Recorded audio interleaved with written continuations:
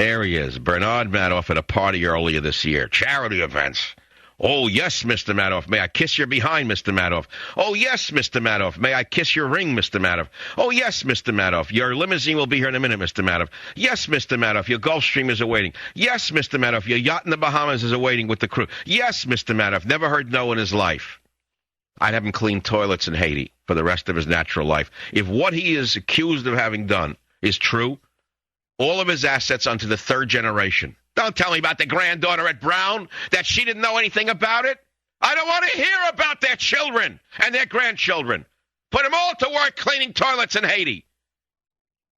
But thus far, nobody that I know of on Wall Street has lost so much as a tire from their limousine. Nothing.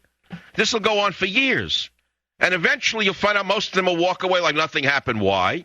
Think Chicago. Think the Blago controversy. If you could spend $1 million to buy a Senate seat, what do you think it's going to cost to buy yourself out of trouble? What? What would it matter if it cost you $1 billion? In other words, if it cost you $1 billion and you're worth $20 billion, what's the difference? Spread it around both parties. $500 million for this party, $500 million for that party. It goes a long way. You know what I'm saying? And before you know it, poof! Innocent. Innocent. I was innocent all along. It was caused by those right-wing talk show hosts. Those evil talk show hosts did it. Those evil right-wing talk show hosts must be taken off the air. Yeah, okay. Top broker accused of fraud. Go to michaelsavage.com. I'm linking up as many articles as I can get because this man is, to me, a symptom of all of the problems we're going through today.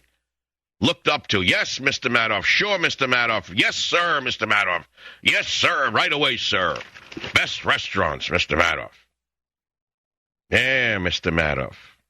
Yeah, sure. Huh, what a story. All of his family members grew up with this being our lives. When it is a family-operated business, you don't go home at night and shut off everything. So you take things home with you, which is how all of us grew up. Mark Madoff told the magazine. Mr. Madoff told investors that he returned an average of 15.7% per year going back to January 1996, according to Hennessy Group, LLC, an advisor to hedge fund investors. Between January of 96 and December of 04, when Madoff's fund provided monthly returns, there were only 3 reported down months. Madoff told investors that his strategy was trading in and out of large cap stocks and buying options on those shares. When the firm did not see opportunities in the market, the strategy was to shift to U.S. Treasuries, according to fund marketing documents and people familiar with this strategy. But according to the charge against him, it was not that. According to the charge against him, it was a Ponzi scheme. In other words, he did it a totally different way. And one of the ways he did it, according to what I read today, according to the alleged charges, was a scheme called front-loading. Mr. Madoff wasn't sure he would be able to hold it together if they continued to discuss the issue at the office. The complaint quotes one of the children as saying, his sons turned him in by there. At the apartment, Mr. Madoff confessed that his business was a fraud and that he was finished. This is according to the Wall Street Journal today. He said he had, quote, absolutely nothing, unquote, and that it's just one big lie, and that it was, quote, basically a giant Ponzi scheme, close quote. The employees understood that to mean that he had for years been paying returns to investors out of principal received from other different investors. In other words, a Ponzi scheme. He told them the firm was insolvent. So if he admitted to it, the office is right there before. Why is he in his apartment tonight? Why is that?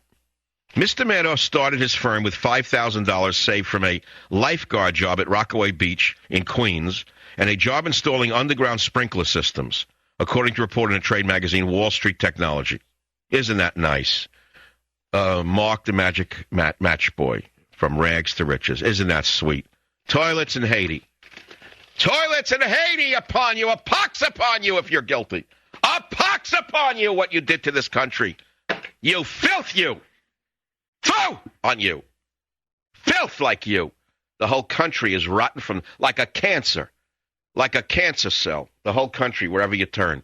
You think the Blago story is the story. I told you he's a symptom. From Wall Street to the State House, It doesn't end. You read medical journals are now filled with fraudulent articles that are paid for by the drug companies. Even if it's found the drug is dangerous, they hire shyster doctors for money that you'd be embarrassed to find out how little a doctor will sell himself for, to put his name on an article written by some hack at a writing firm to say that the drug is good for women with menopause, even though it causes cancer. You can't believe this. You just can't believe this. And as I say to you, if you focus on each individual case of deception and fraud, corruption, you can go crazy from it because there's no solution. It's like a sea of such pollution that you'll drown in it if you keep looking at it as I do. So that's why I told you, I quoted from the Bible. That's why I talked about ancient Roman history. That's why I talk to you today. I try to tell you that the only thing that can save us is a return to faith and a return to God. Because only if we, the people, start to fill the churches again and fill the synagogues again with genuine prayer to God, not the fake stuff, not the show Bibles that Clinton used, not the show Bibles, but really shake before God and beg his forgiveness. And ask God to tell you why this country should be saved. Ask God why America is worthy of being saved, and ask him what its place in the world really should be. Should it be that a man like this should be able to have a fortune like that? That's what America was built upon? That's what it was built for this? Not for a man to come along like Louis Pasteur or Madame Curie? Can you imagine a society that when I was raised, I saw movies made about Louis Pasteur or Madame Curie, and now I see sluts of Hollywood telling us that they're a lesbian and showing us their husband who's another woman. And they're held up by the vermin in the media as a role model to sell a recording or whatever. I cannot believe I'm watching this. I cannot believe I'm living in this world. I feel as I'm living in a parallel universe. I'm not holier than you are. I'm not lower than you are. I'm not higher than you are. I'm just another ordinary man. But for God's sake, somebody's got to cry out. Somebody has to cry out. I've been given the gift of the microphone. For some reason, it's still ongoing after 15 years, despite every obstacle in the world. Despite the fact that everybody in the media despises me and tries to make believe I don't exist, I keep going on. Why is that? Well, I have to thank somebody for it. Somebody up there wants me on this microphone, and it isn't the rats in the media. It isn't the little men with makeup on Fox News. It isn't the Lilliputians on CNN who want me on this microphone. Somebody up there wants me on this microphone. So I have to pay homage to somebody up there. Because if somebody up there likes me, I got to say thank you to that somebody up there, and so do you, my friend. Because every breath you take, every minute of the day is because of some miracle. Some miracle. Every time I fly in an airplane, you think I don't understand the miracle of it? You fly back with your family in an airplane. You take it for granted.